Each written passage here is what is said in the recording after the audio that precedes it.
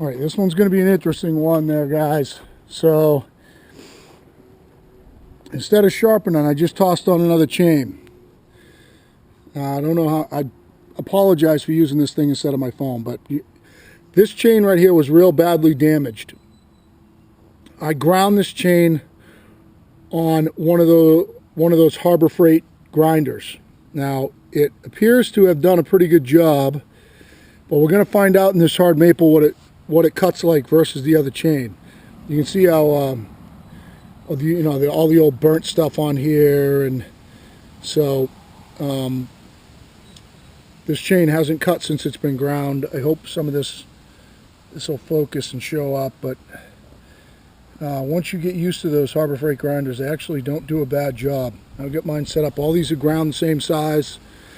I think that I did the depth gauges with them too, so this could work, and it could be a total disaster because I didn't do the depth gauges by hand. I don't think. I think I did the depth gauges on the grinder.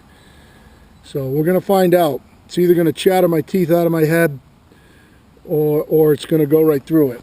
So anybody that wants to know if you can sharpen on them, you can sharpen on them, but I prefer doing the drags by hand. But let's find out. So it's going to be a little bit of a cold start because I had to swap out.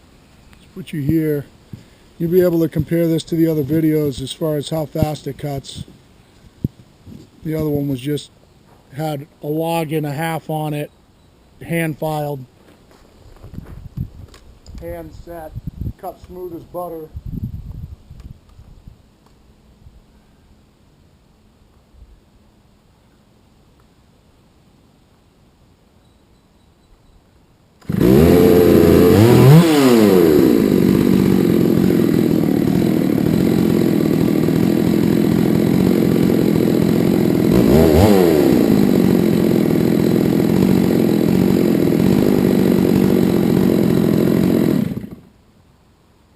Show you guys a trick since that chain is slacked off.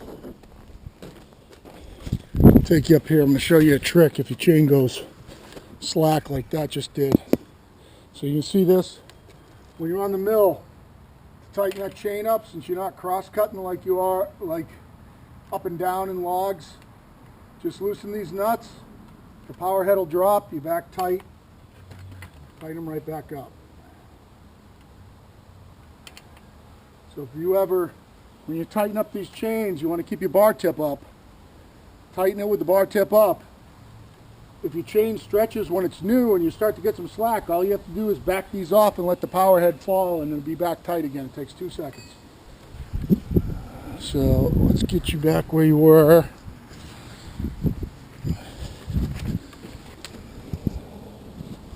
Hopefully this is a good view. I wish I could see through this thing. Yeah, it looks like good view of the top. I'll move you as I come down here. Cross your fingers, make your peace with God.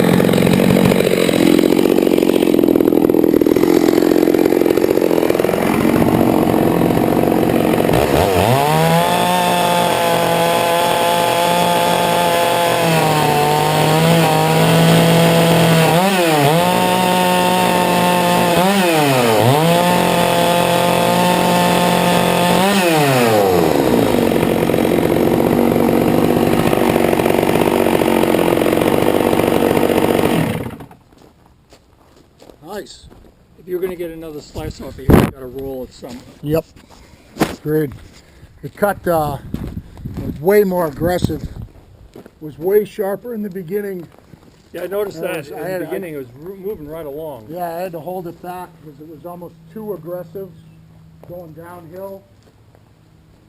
Well, let's see what the finish looks like. That's all that matters. Yeah.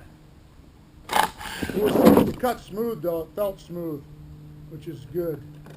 Good sign for. You can almost tell how bad the finish is going to be by how the saw feels when it goes through it. It felt like it was a real smooth cut. Yeah. That's a good sign. It's beautiful. Oh, This yeah. isn't the first Wow. time you cut at an angle, Look is at it? that.